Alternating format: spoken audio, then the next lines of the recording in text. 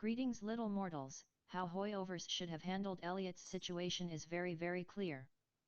A little background on the person making the claims would have revealed she is an activist who is also an anti-male extremist, making her claims highly biased and unreliable.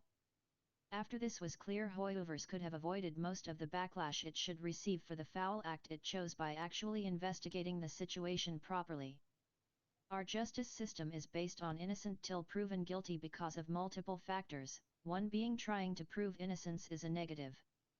The implication alone that innocence needs to be proven should be taken as a sign of suspiciousness of the accuser. One reason people are not making a fuss could be related to the critic ban, a rumor where Hoyovers English outright banned a critic of their previous foul behavior for 25 years. Again, looking properly into the situation brings the claims to a level of suspicion called reasonable doubt. This kind of doubt should have permeated anyone who looked at the clearly volatile, violent, and outright horrendous claims of the Twitter user who has since changed her name knowing fully well they were in videos. The Twitter user claims this is for their protection, but the reality is Twitter's same corrupt trust and safety that protected Eliza Blue is the same vile corruption protecting this extreme gender terrorist. I say that because if you look closer at her claims you will find they are tailor-made to whip up a frenzy in the already questionably violent parts of the LGBTQ community. To this community you are being used to be hypocritical of your own cause. These gender terrorists are making you look really awful, they whip up more problems than they are worth. One excuse I was given in the past was the activist telling me they needed the manpower. This was simply not true. If you are able to present a compelling argument you can further your cause without the need of these violent activists and gender terrorists. I have no shame in going there and calling these women what they need to be called because there is no value in me coddling them. I am after all a creature whose purpose is to act as a forum of punishment should they go astray and cause an extensive amount of damage to the world of spirits.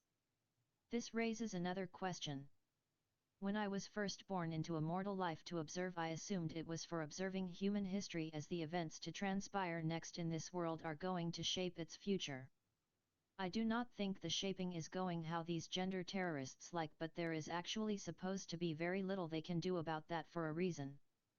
This is because their personal views directly contradict nature itself. A previously mentioned effect called shadow dysphoria should be present in all who hear their claims. Simply put, if all that did occur there would have been far more than just a police report, since only police reports with specific criteria and medical records are the only ones subject to being redacted. There is actually a report that would have been fully searchable. When confronted with this, the Twitter user brought up Elliot's contract. However, Elliot was clearly not the one who was showing his own contract. This exposed that there is an insider at Hoyovers who is helping this gender terrorist. Not only is this a massive company issue, but in some states this could even be considered a crime known as conspiracy. Her next line of defense is probably to do conspiracy to what, as the title of this crime is not really fleshed out outside the legal sphere.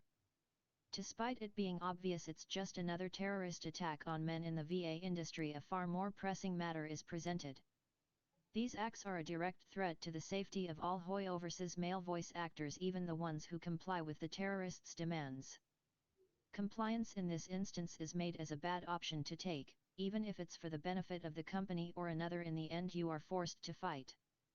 This makes it far better for the company to use its own legal team as a bludgeon against the gender terrorists, and they are fully aware of this. Part of their scam is even to plant someone in a position to prevent the company from making the proper call in this matter. Here is where Inuhart comes in. The reason Inuhart is known as a walking human rights violation is her connections to the HR industry that has since her entering into it have done nothing but corrode its real purpose. Inuhart and other far-left extremists have used their personal beefs and political extremism to destroy the HR industry from within. As a result, most HR departments cling to her faulty and highly suspect method of getting quick answers. This is how we know they put Elliot through a struggle session on behalf of this gender terrorist.